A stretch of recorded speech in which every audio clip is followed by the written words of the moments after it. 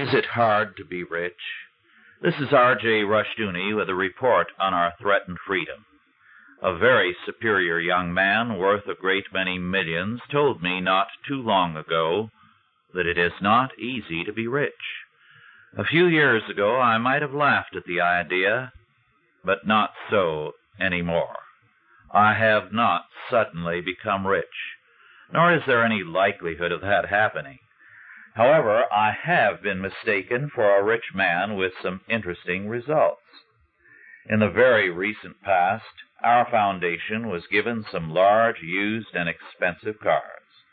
The donors decided to switch to economy cars, and we got the big ones. One of these was a particularly expensive car with all kinds of accessories.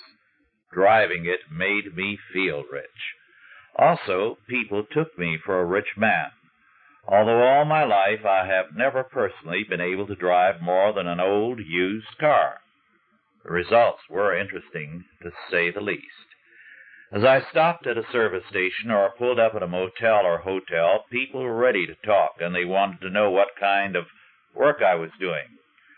On an impulse, I gave on different occasions 2 different answers, both true. On some occasions, I said I was a writer, which I am, the author of 30 or more books.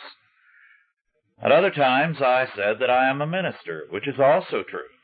The reactions were very different.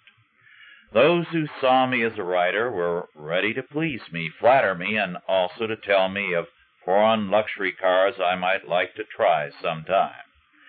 Those who saw me as a minister were immediately hostile and angry and very prone to nasty remarks.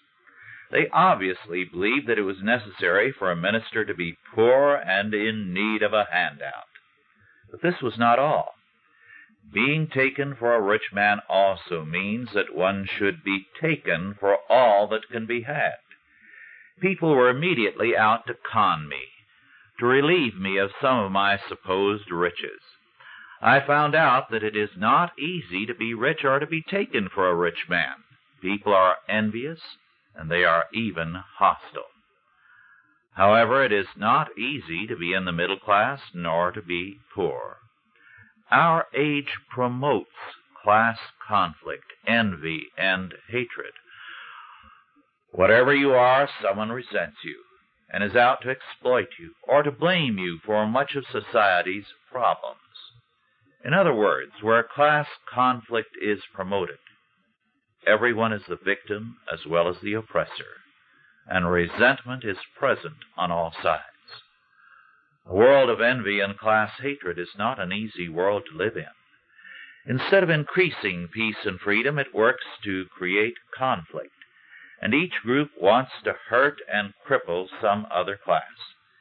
Each then sees its own freedom as necessitating the destruction of someone else's freedom. In a world of envy and hatred, it is hard to be rich, poor, or middle class, because all life is soured and tainted by class conflict. As a result, all suffer and freedom wanes. It is not easy to be anything in such a world.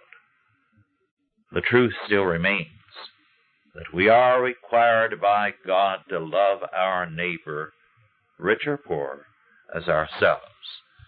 This has been R.J. Rushdoony with a report on our threatened freedom.